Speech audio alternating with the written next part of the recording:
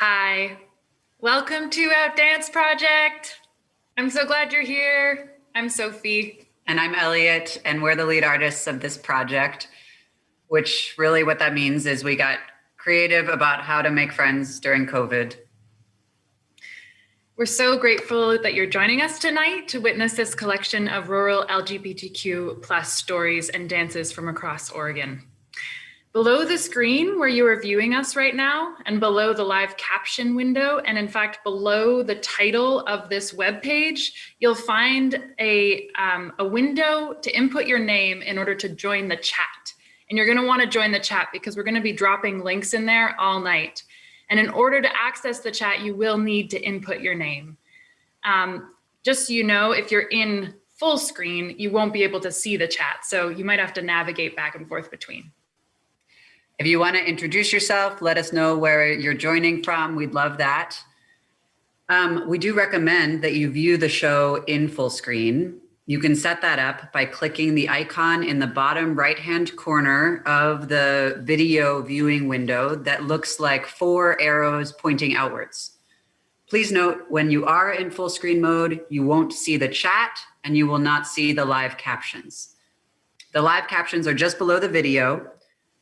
Next to the full screen icon, the series of lines of increasing size is your volume control. And the little gear icon next to that will offer you an opportunity to change the resolution at which you're viewing the show. We recommend a lower resolution if you have a lower internet speed to avoid glitching. This evening's show is ASL interpreted by Rory. Thank you so much, Rory. And live captioned. If you would like to pop out the live captions, you can do so.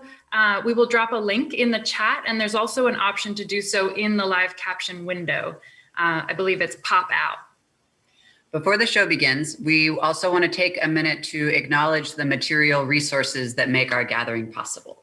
Since our activities are shared digitally, let's take a moment to consider the legacy of colonization embedded within technological structures, including the equipment and high-speed internet, which are not available in many Indigenous communities and communities in rural Oregon. Even the technologies that are central to much of the art we make leave significant carbon footprints, contributing to changing climates and disproportionately affecting Indigenous peoples worldwide. We acknowledge that settler colonizers and slavers from Europe used stolen and enforced labor of African and Chinese people to subsequently develop the land in Oregon specifically. We honor the lives of all who endured and continue to endure in the face of settler colonialism. We are on the land of Tlawa Dene Nation and Takelma peoples. And these people are still here. Many Takelma and Tlawa people were forcibly displaced to the Coast Indian Reservation, today the Siletz Reservation, where they are still living today. The Siletz Reservation is in Lincoln County, where our co-hosts are calling in from today. That's Beck. Hi, Beck. Yes, though we're meeting in digital space, we're also grounding this performance in a place. Welcome to the Lincoln City performance. Proceeds from tonight's show will benefit the Bravery Center. I want to welcome Beck Johnson from the Bravery Center to speak about their work in Lincoln City, and we'll be dropping the link to donate in the chat throughout the night. Beck? Thank you. Good evening, everyone. My name is Beck. I use they, them pronouns, and I direct Olala Center's Bravery program for LGBTQIA2S+ youth and young adults. Olala Center has provided mental health and community outreach in Lincoln County for over 40 years. Our mission is to help strengthen and heal individuals, children, families, and our entire community. It is with the spirit of community health that Bravery seeks to foster bravery, empowerment, and advocacy within young LGBTQIA2S+ people in our community. Created from the need to address the isolation, social rejection, and lack of resources facing rural queer youth, Bravery strives to create safe space, promote visibility and acceptance, build equitable resources, and strengthen our community with courage and compassion. COVID-19 has presented vast challenges and disruptions for all of us. Started in January 2020, Bravery had just 3 months of program development before lockdown hit. Everything moved online, and Bravery has been able to create a fledgling virtual safe space for youth, provided workshops on supporting queer students for educators, LGBTQ 101 for parents and caregivers, and trans health equity for healthcare providers and administrators.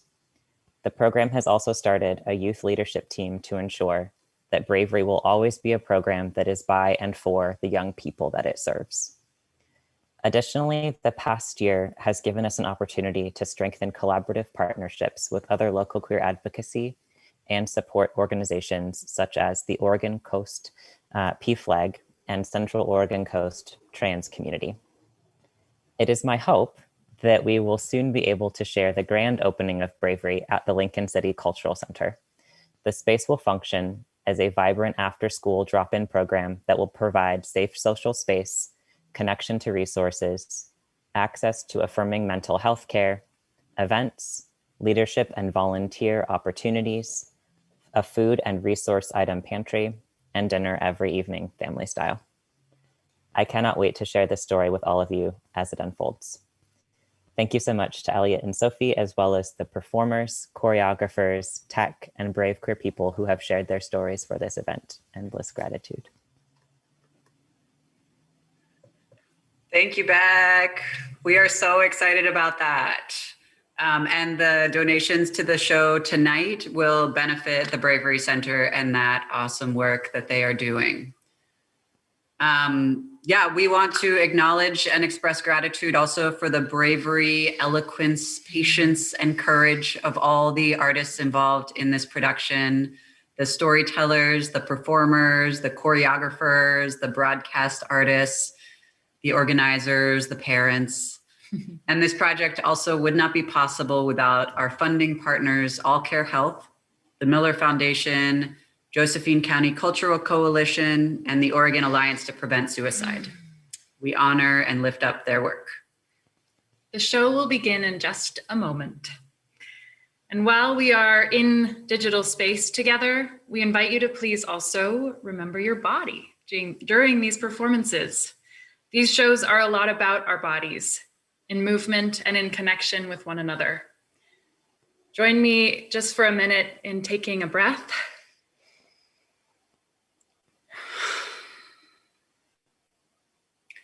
Maybe just feeling into your body a little, stretching, sending some blood into the places that might be stiff. My shoulders and the back of my neck get so stiff on the computer. Feel your feet on the floor, feel the chair underneath you, feel the ways in which your body is in contact with the world around you. And now the show. Take it away, Olivia.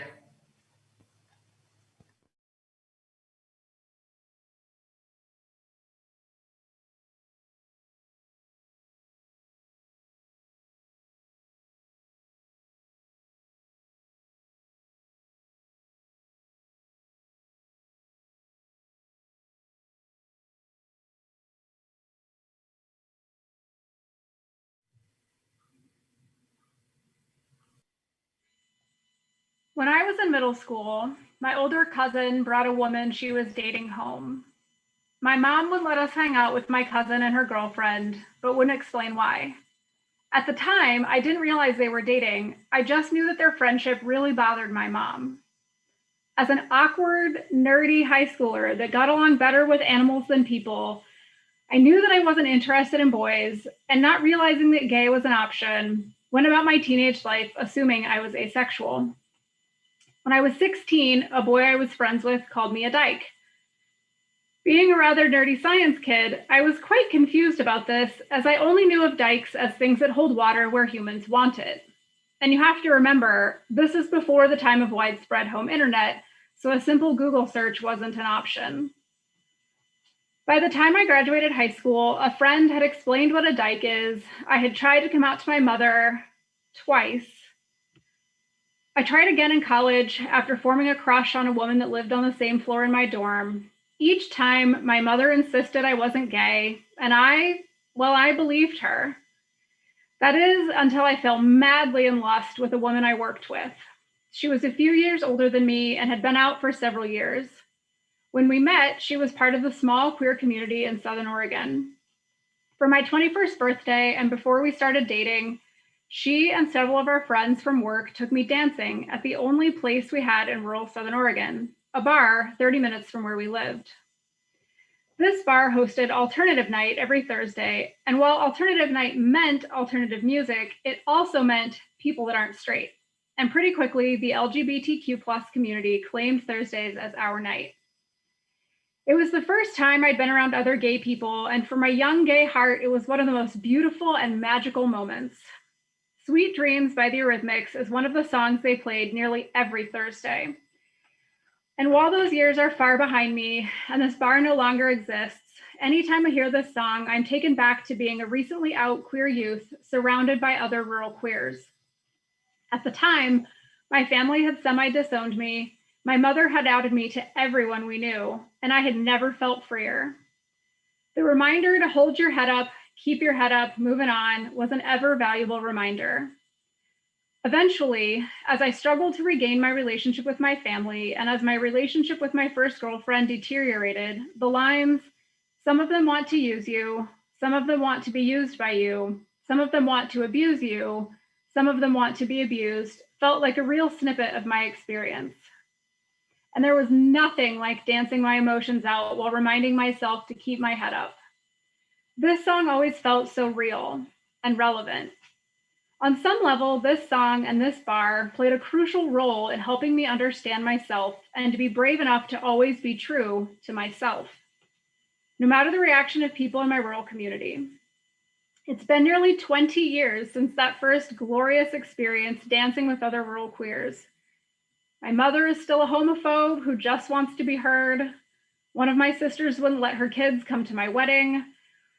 One sister told me my wife and I should never have kids because she wouldn't know how to explain it to her kids. But I also have friends with kids that not only see me for me, but understand gender nonconformity. Being queer in rural Oregon, for me, is one of the most beautiful and painful parts of growing up and adulting here, even still. That beauty and that pain are perfectly captured by the Eurythmics in Sweet Dreams.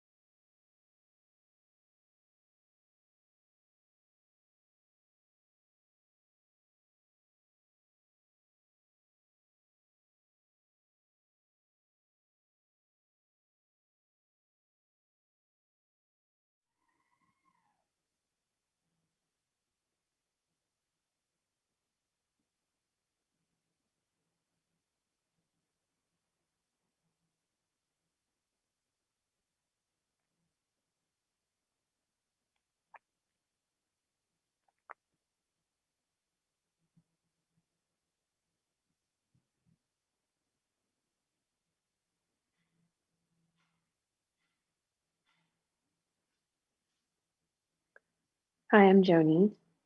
I'm going to be reading a story called Pipe Dream.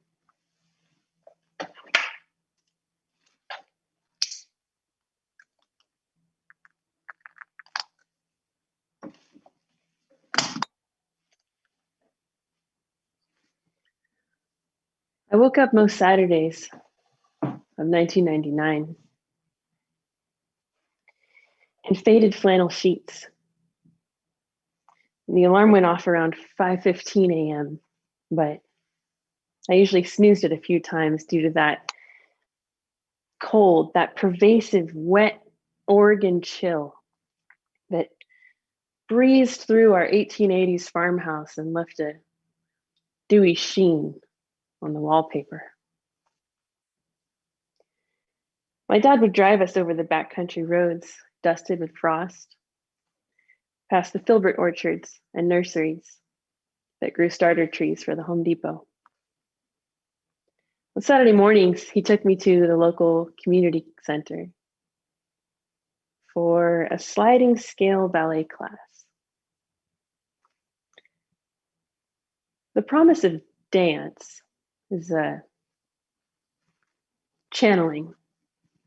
I think he knew I had that rage, that if I didn't find an outlet, I would start to turn it in on myself. Ballet class was warm, full of sunrises and two name girls like Susie May and Sarah Jo, Leanne, and our teacher, Maggie Jane. Now, Maggie Jane wasn't a renowned dancer. I wouldn't say, for example, she ever competed outside county lines or performed at a wider venue than the hangar at the state fair. I still remember Rachmaninoff bouncing diagonally off the panels of rusted steel siding all the way down to the blue ribbon steer yard.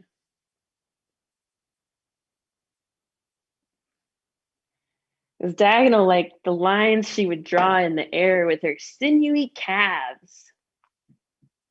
Maggie Jane was an unpredictable performer.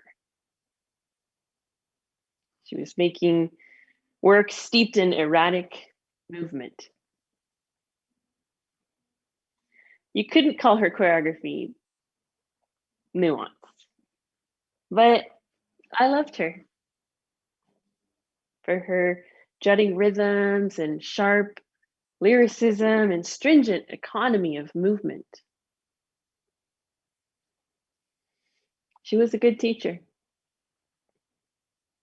Blasting Tchaikovsky loud enough to drown out all the insecurities racking our preteen bodies. And Maggie Jane didn't mind my chubby knees, how I stomped across her maple floorboards, how I mashed powdered rosin on my toes to keep from slipping,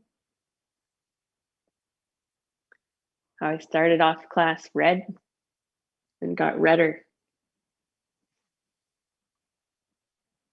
After class, she'd bang out the door and smoke half a pack of cigarettes, waiting for some date or another to come pick her up. And we would wait for our parents. I think our county was mostly about waiting. You know, once before we drove away, she motioned for my dad to roll down the window of our Ford, and she slapped her hand on the frame. She said, "You got a real young gun here, buddy." Put her hand on the ledge, a live one, a real handful. Handful. You know, my wife always calls me that when I'm bad at parties. "You were too candid," she'll say on the drive home. You have to learn You have to let people have their social graces. Yeah, but I don't want to. People should say how it really is. Not so much like, oh, hand me that tin of butter cookies, or pounding spiked eggnog, like, oh, those sequins bring out your eyes. Ugh, that's so fake. I don't want that fake, like they're not still angry that you didn't lay down your share of the bill at Geno's. But I'm learning to move through all that. Channeling. Maggie Jane taught me that.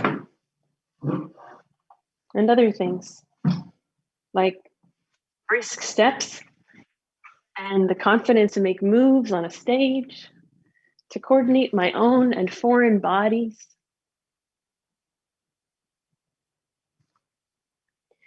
She had these little 3 toe-headed brats, all of whom refused to take ballet, by the way. They would just read Goosebumps in the corner.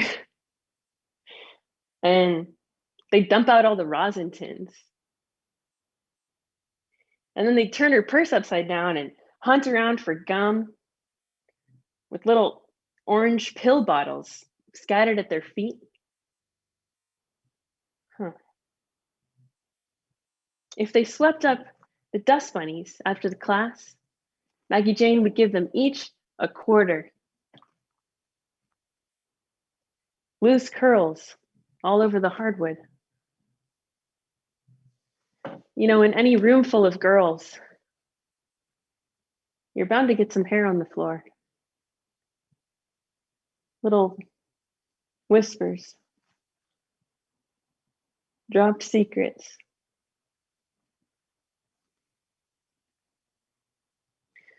One Saturday morning, Sarah Jo and Leanne and Susie May were lined up outside the community center, just hanging over the railing of the stairwell.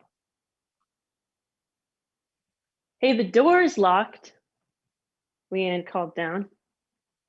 She was shivering in her little leotard. This is before cell phones, so we just hung around and knocked a few more times. And I don't know, I guess no class today. Susie May shrugged after maybe 30 minutes or so. So we walked down the street to the bikini barista. Now, Candace is tall and pretty. She worked in this little A-frame hut that said, "Babes are us," on a big sign out front. And she slid open the window and leaned out with her big fake tits and a busted lip and said, "Morning."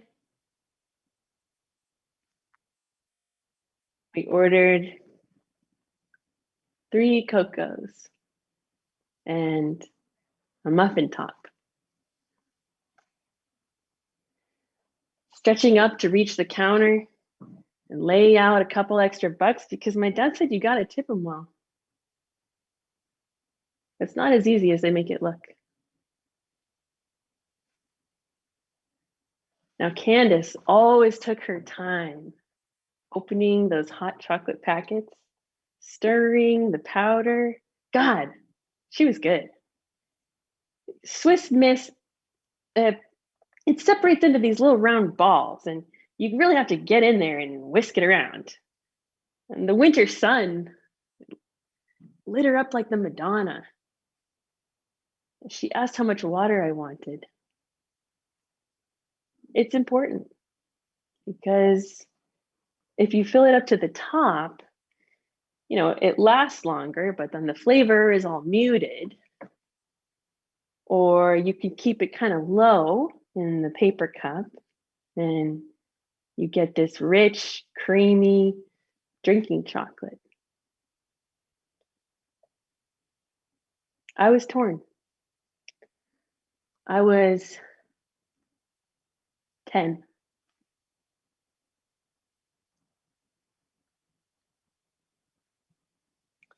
Maggie Jane overdosed on opioids, what today we would call OxyContin. That's why she wasn't there to unlock the door that morning.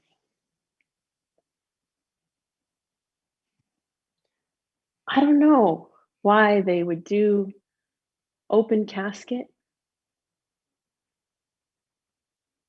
Maybe to put a head on a pike.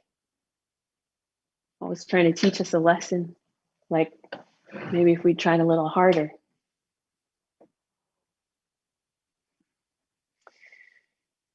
She had these tracks on her forearms. Her mouth was still caved in like she was sucking down a cigarette. I think most parents would have sheltered their child from a coffin like that. But my dad had this way about him, wanting me to say how it really was. Maggie Jane's kids went into the foster system that same day. I didn't recognize the social worker with her little cropped boots and her winged eyeliner. She must have been from Portland.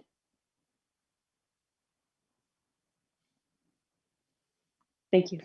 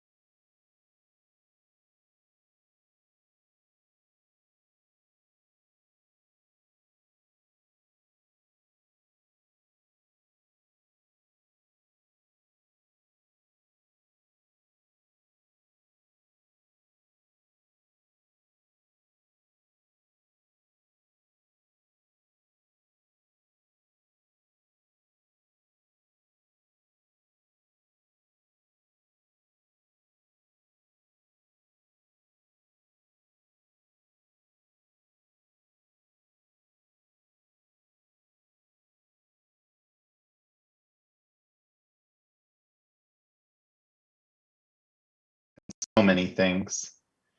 It's 2 a.m. and no one is on the road.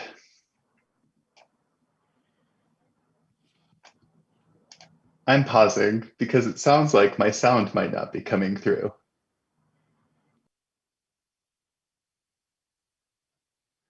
I'm going to start over now. Live performance is a magical and beautiful thing. I guess I'm just really horny. Like, I just really want to give someone a blowjob. 17-year-old me says to 18-year-old them. And there, in the total darkness of the Oregon coastal forest that surrounds my house, I can't tell if it's the stop sign or the statement that make everything go still. I mean, I'd be down to give it a try, they say. I gulp. Okay, the jetty? The jetty, they agree. The air in my truck feels electric and jittery and butterflies and so many feelings. It's 2 a.m. and no one is on the road. I drive through the little old town that we have, candy stores, fudge and taffy shops, a cobbler, a bakery. Past a dock and the still water behind the arm of stone that breaks the waves and keeps our little town with its little port safe. In the thick darkness full of fog that's lit up by the moon, we drive to the very edge of this place, to the fingers of the arm of stone where the waves crash up and spray my truck a little. We're not original. This place is a teen makeout spot for a reason. With the water and the stars and the moon and the wind coming off the ocean, it's got a little magic to it. Also, there are no streetlights. I don't think we talk. We look out at the water, and then I think it's me that makes the first move. I get out of the cab of the truck and into the back, which is covered by a canopy shell, a necessity for coastal living. I hear them following me, closing the gritty twist latch of the canopy shell's window. For them, there's fear, and for me, there is a deep, vacuous longing. They lay on their back and start to unbuckle their pants. I pull their hands away, taking over and unbuttoning them. I take off their shirt and their socks, wanting them completely naked, wanting them entirely. And then we are the ocean and the wind and the waves, and I am all over them, spraying their body with kisses, caressing their hips, blowing over them with my hands and my mouth until they come and I take it all. I lay against their chest and everything is quiet except the wind shifting the canopy of the truck. After a while, hours, minutes, months, days, I start to slide down to their stomach, taking them in my mouth again, wanting them again, never wanting this moment to end. They pull away from me, out of me, say, it's all right, I say, sitting up. They start putting clothes back on, and I watch. I'm still completely dressed. I swing open the fogged over canopy window and climb out. They follow, and I drive them home in a tense silence that I don't understand yet. Well, this pretty much confirms for me that I only want to be with women, they say nonchalantly as we pull up to their house. I laugh. Right. Will you be able to get in okay? Oh, yeah, they say. See you tomorrow. I watch them open the door and leave the truck, shimmying up the side of their house and into their second-story bedroom window. I watch myself watch them, as if from above. I watch my shoulders sag and my head hang forward. I cry the whole drive home, past the ocean, which seems cold and sad now instead of hot and welcoming. My best friend, who I love so much. I want to be enough so badly. At home, still crying, I strip off my clothes, grab my iPod, and climb into the bathtub. It's 3 a.m., 4 a.m., and my parents are still asleep. I fill the bathtub and listen to 2 songs on repeat, Grace Kelly by Mika and Ohio by Over the Rhine. Every time Mika says, I could be brown, I could be blue, I could be violet sky, I could be hurtful, I could be purple, I could be anything that you like. Gotta be green, gotta be mean, gotta be everything more. Why don't you like me? Why don't you like me? Why don't you walk out the door? I sob harder. I want to be anything for them so bad. I would be anything. But this is all I have. Our friendship falls apart. They take a study abroad and are away from high school for their senior year. They go to college, drop out, start on heavy drugs. I graduate a year later, go to college, stay in college, start drinking and drinking and drinking. We don't talk and we're both away from the ocean and the coast and each other, so there's no reason to interact. 10 years later, I message them on Facebook to ask about it because the whole thing is so sad. I'm so sorry for how I treated you, they say. It was always more than a friendship. It meant something to me too. I cry again. We're both so different than the high school boys we thought we were. We were told to be. I know myself as a woman now. They know themselves as not a boy. Our hair is long. We're sober. I let myself love them again, but from a distance. And I listen to the songs from that night and mourn the memories we could have had together if things had been different. Maybe if the moon had been brighter, or their family less Christian, or our school more accepting, or skirts more accessible, or our town a little bigger. But it wasn't, and they weren't, and we couldn't. Dear audience, I have to tell you that last week, the beautiful person I wrote this story about died. They ended their own life. I will now read a letter I wrote to them. Dear Cadence, I love you, I love you, I love you. In middle school and high school, you were one of my best friends. I loved you so much. Our relationship was so happy, sad because of all the things we got to be and all the things we couldn't be at that time. Then over years, we both became ourselves and I got to talk to you about it. You said you wanted more, but didn't know how back then. I forgave you and me. We met for coffee and secretly I fantasized about a future where we could be close again. I have been meaning to ask you if it was okay for me to read a short story about us at a queer storytelling dance project event. Yes, my life got even more gay. I kept putting off asking, and now I am so sad I can't. This time I refuse to let our love feel sad or secret. I'm going to tell whole Zoom rooms full of people about it. I'll be reading for you, and I will be dreaming about what we could have been for the rest of my life. I love you so much.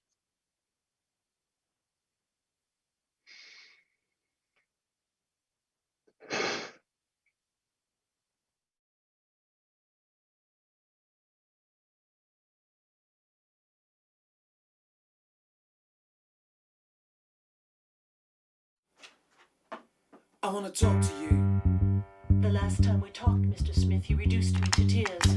I promise you it won't happen again. Do I attract you? Do I repulse you with my queasy smile? Am I too dirty? Am I too flirty? Do I like what you like? I could be wholesome, I could be loathsome, guess I'm a little bit shy. Why don't you like me? Why don't you like me without making me try? I try to be like Grace Kelly, but all her looks were too sad. So I tried a little Freddie. I've got an entity mind. I could be brown, I could be blue, I could be violet sky, I could be red, I could be purple, I could be anything you like. Gotta be green, gotta be mean, gotta be everything more. Why don't you like me? Why don't you like me? Why don't you walk out the door? Getting angry doesn't solve anything. How can I help it? How can I help it? How can I help what you think? Hello my baby, putting my life on the brink. Why don't you like me? Why don't you like me? Why don't you like yourself? Should I been over? Should I look older just to be put on your shelf? I try to be like Grace Kelly, but all her looks were too sad. So I tried a little Freddie. I've got an entity mind.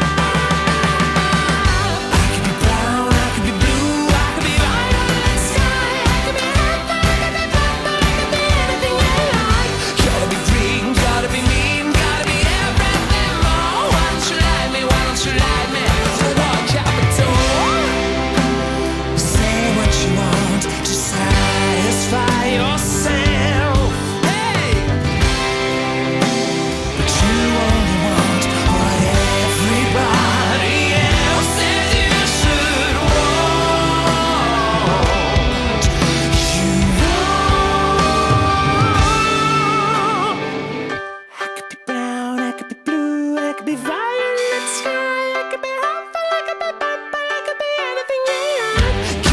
mean, gotta be mean, gotta be everything more. Why don't you like me? Why don't you like me?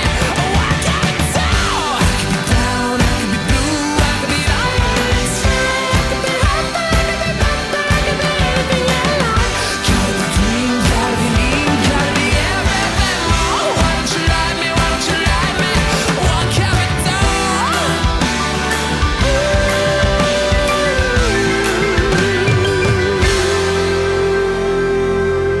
all. Humphrey, we're leaving.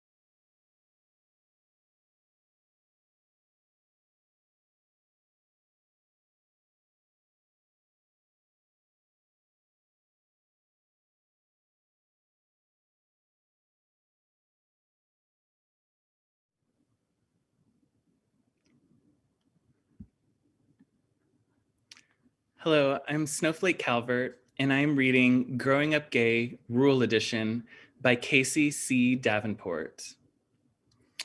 So there I was, a young boy, quiet, homely, introverted, liked by some, unliked by others, different. I could tell a bit, but mostly because others said so. It always seemed like everyone knew something about me that I didn't. I'm always the last to find things out. One of many young people growing up in the high desert, I always felt different, and apparently I was. I was born Casey Davenport, December of '81, Portland, Oregon. I had been brought to the quaint rural cowboy town of Prineville in rural Central Oregon by my parents seeking to raise me in a smaller, safer, quieter community. Prineville was just that, a small community based in agriculture, mills and tires, sagebrush and juniper. It was a place to ride your bike literally all over town and play baseball till nightfall in summer breezes, walking alone in the summer to get ice cream down at Tasty Treat, and use the phone booth with your last quarter to call home so someone could pick you up at the park. It was a lovely, quiet place. Nothing ever happened, well, that everyone didn't know about. In my inner circle of friends, I had nicknames for it. Podunk, Cowtown, Printucky, Hickville, home. But I privately also had a name for it, hell. I had a rough family dynamic after my parents divorced in elementary school, unconditionally loved, true, more often than not, felt safe with my family, minor exceptions, and oftentimes reminded of the support of my inner circle of friends and community. It didn't help the loneliness, the cold, the fear, silent, still, different and alone labels that seemed to identify me. As the major other one I came to define near me, 6th and 7th grade, gay. It would change. I wouldn't say it got better, not yet. The nights get darker and colder before light comes.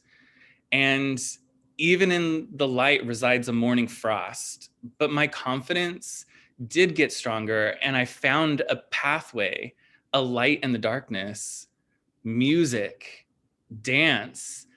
Towards the end of 8th grade, I found myself seeking an opportunity to be more social in school, having always been a bit of a loner, attending a cheerleading camp and a dance team clinic. Having auditioned for, at the time, the Wranglers, Crook County High School's varsity dance team, I was selected to be the first male dancer on the team and danced the 1996-1997 season, and then journeying on to study formally at High Desert Dance Art, training in ballet and jazz.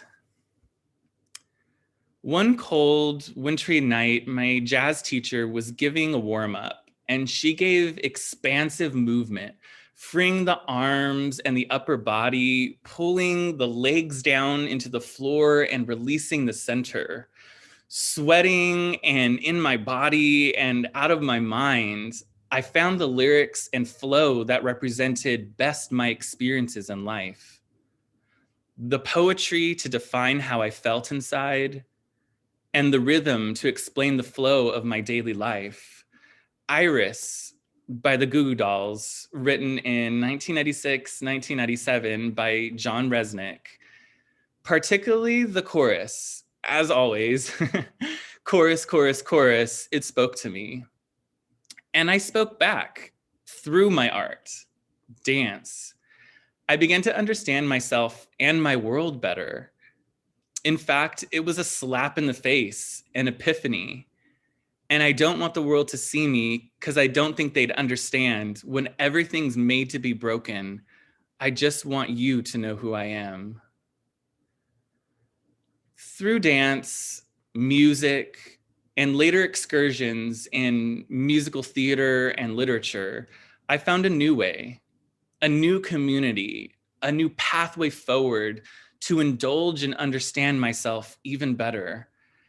I even found myself in front of my AP English class giving a speech on hate crimes that ended in a piece de resistance of coming out. And even my best friend next to me had no idea what was going to come out of my mouth. Lesson: always be careful in opening the floor and addressing questions. Good news travels fast. From walking out of that class to another class, my other best friend ran up incredulously asking if it was true that I had come out. As I had come out to them privately in 8th grade and freshman year, testing the waters, as it were. Good news travels fast, I said. While I have since found other LGBTQ plus students who came before me and many more after, I was the only one that anyone knew who had come out publicly to that time at CCHS. Did I fear? A few days later, I definitely did, and life got harder before it got easier, for sure. But my community that had built around me had my back. I had a trust. And my art was always there and still is, something I lean on daily, in other ways for sure now.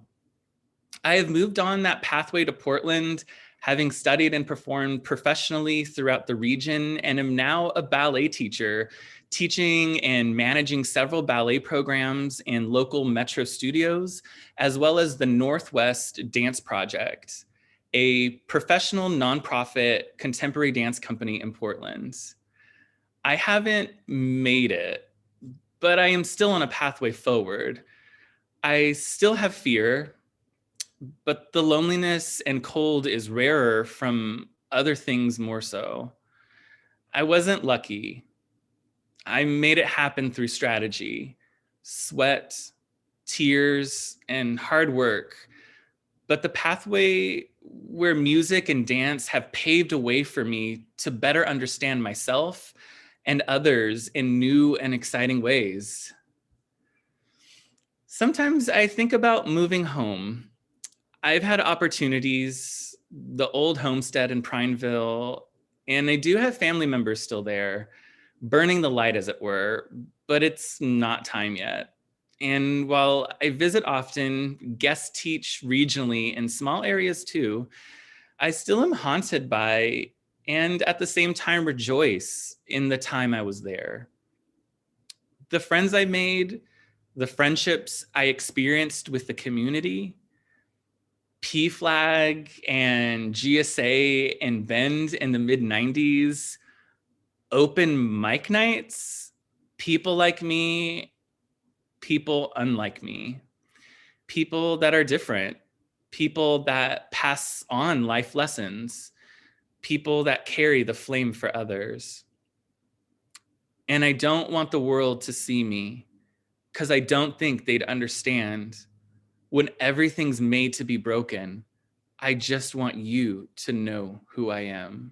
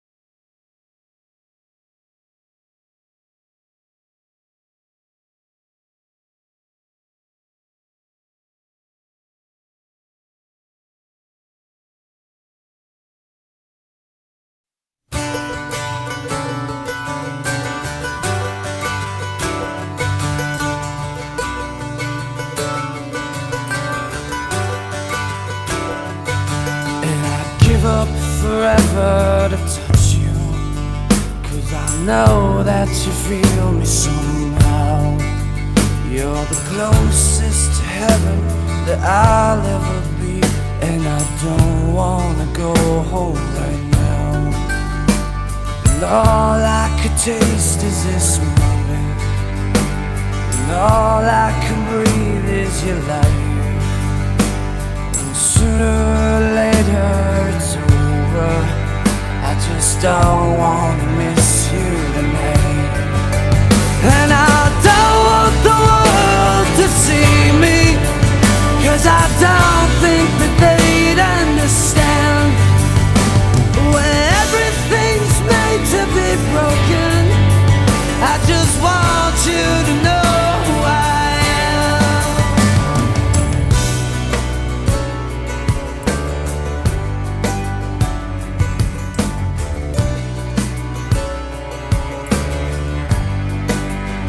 And you can't fight the tears that ain't coming, all the moment of truth in your lies.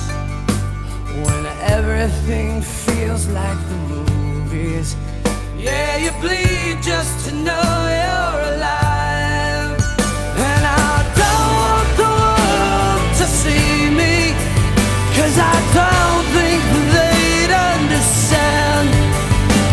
When everything's made to be broken, I just want you to know who I am.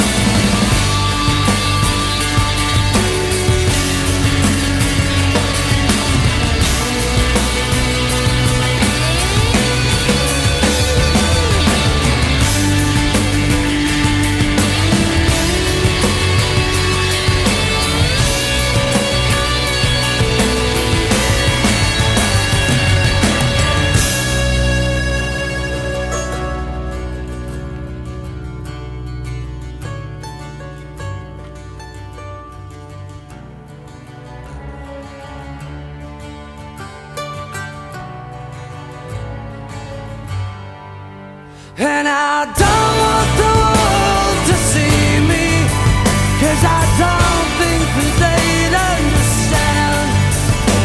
When everything's made to be broken, I just want you to know who I am. And I don't want the world to see me, 'cause I don't think that they'd understand. When every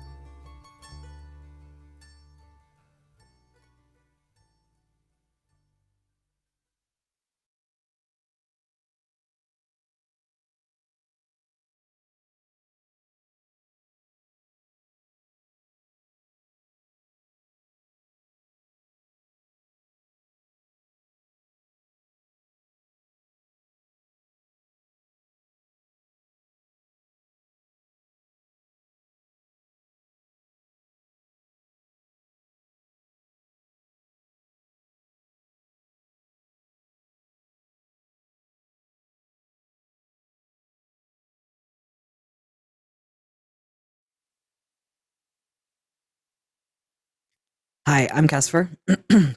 Throughout my life, I knew that I was different. I grew up in the South. I was raised Southern Baptist. I'm a transgender male. My mother didn't allow me to express myself in the ways that I needed to. She would tell me, that's not ladylike, or girls don't do that. When my brother got trucks and cars, I got Barbies and dolls. A mishap with some hair clippers on my part, and I got the short hair I wanted.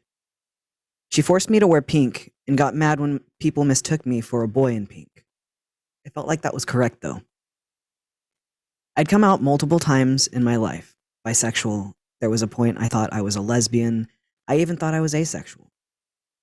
I was unable to talk to people that would accept me for a very long time, no matter what I was trying to convey. I was confused about things because there wasn't a way to express myself without others getting mad. My mom was the one that shut me down the hardest. All her family are the same way. The last time this happened was when I came out as transgender. I am a man. This is me.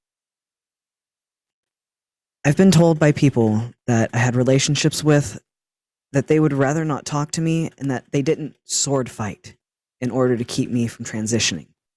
I've been told, you're dead to me by my own mother because of who I am.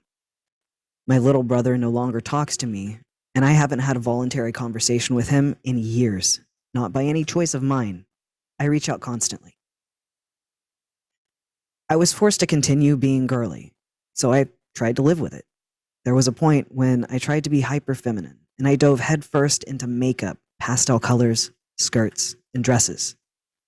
I tried for years after high school to stay like that, but it hurt. It hurt, and I hated it. I got to the point where I didn't want to live anymore, so I got help through therapy. In this, I found comfort, and again, I felt like I knew what I needed to do.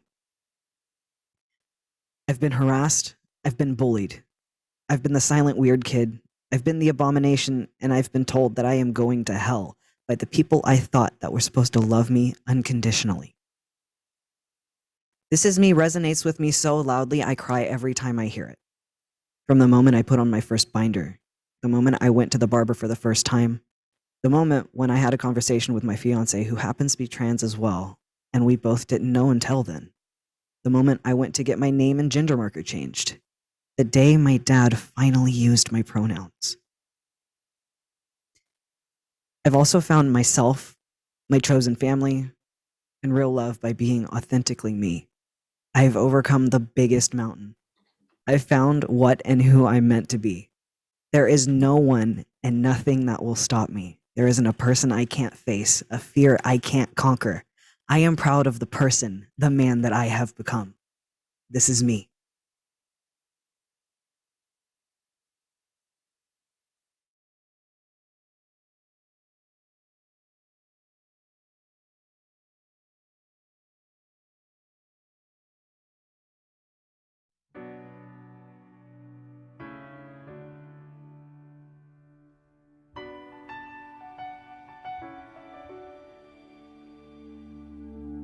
I am not a stranger to the dark.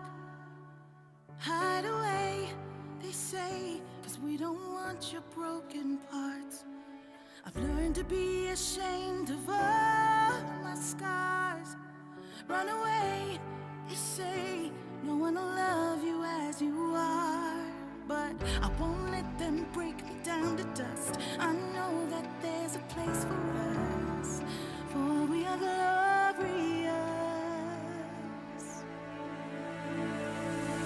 When the sharpest words wanna cut me down, I'm gonna send the blood, gonna drown them out. I am brave, I am bruised, I am who I'm meant to be. This is me.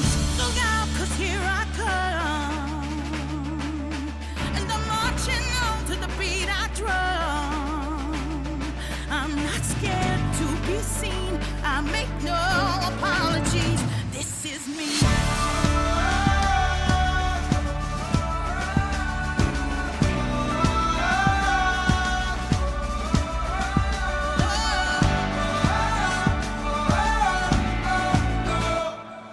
Another round of bullets hits my skin. Well, fire away, 'cause today I won't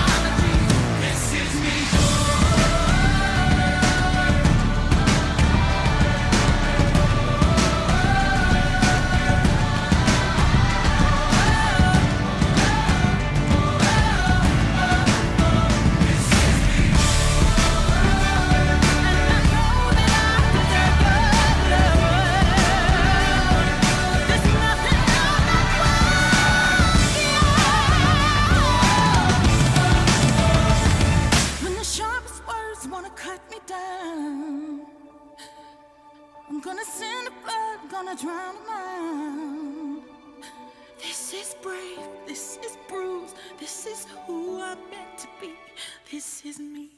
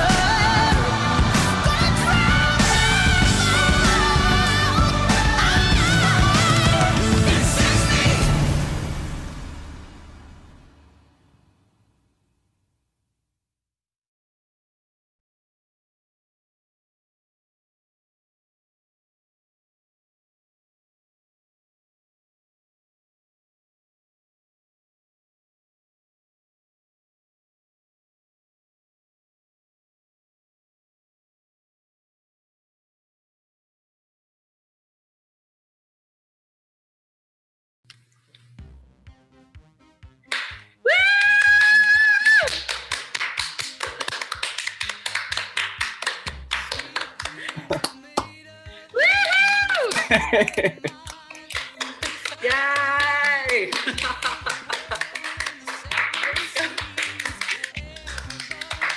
Yay! Huge hurrah for Emmanuel. Emmanuel, who performed live tonight and had to start 3 times. Amazing performance! Woo! And to all our storytellers for their patience and bravery and eloquence. Woo, woo, woo, woo! And to the choreographers and to our live broadcast artists who have been carrying this show. You are amazing. Thank you. Please join us for applause in your home. I know you're alone, might be weird, but it's just Yay!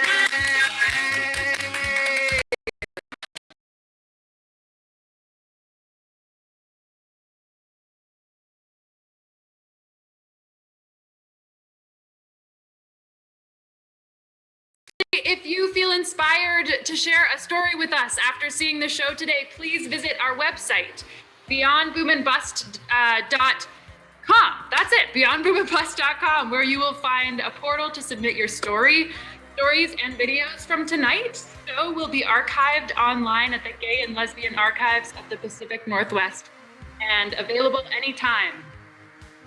If you haven't already and would like to, or if you feel inspired to donate more, those that will benefit the Bravery Center, we'll drop the link in the chat where you can donate directly to the project. This is our virtual casting the hat. And all donations received tonight will benefit the Bravery Center in Lincoln City. And thank you for your donations so far. Across all the shows, we have raised almost $2,000 for our local funders, our local partners, which is amazing. And this show would not be possible without the generous support of our funders, All Care, the Miller Foundation, the Alliance to Prevent Suicide through the Oregon Health Authority, and the Josephine County Cultural Coalition. Thank you for your support. Also, a special thank you to our champion and fiscal sponsor, the Illinois Valley Community Development Organization, who do so much good work in our valley. We are sharing some slides in the live stream with a few resources available for LGBTQ plus folks, specifically in Lincoln County, that I mentioned earlier, as well as some statewide and national resources. We'll drop the link to a PDF of these resources so you can access them after the show. And feel free to reach out to us after the show also if you need these resource lists again. You can find our email on our website, and our email is boomandbust.info@gmail.com. Finally, this evening you saw set B. If you haven't already, please join us again for the other set of 5 stories and dances tomorrow evening or Sunday afternoon. You can register for the show on our website, or you can come back to the same link on HowlRound where you're watching the show tonight at the right time. Please join us along with some of the artists from tonight's show and our Lincoln City co-hosts on Zoom for a community dialogue after the show. We're gonna drop the link in the chat, and also the final slide will have the link on there. So you should be able to copy it down and put it into your browser URL place. Yeah. We'll see you there in a couple minutes. And thank you so much for coming to see Outdance Project. It is such a gift to share this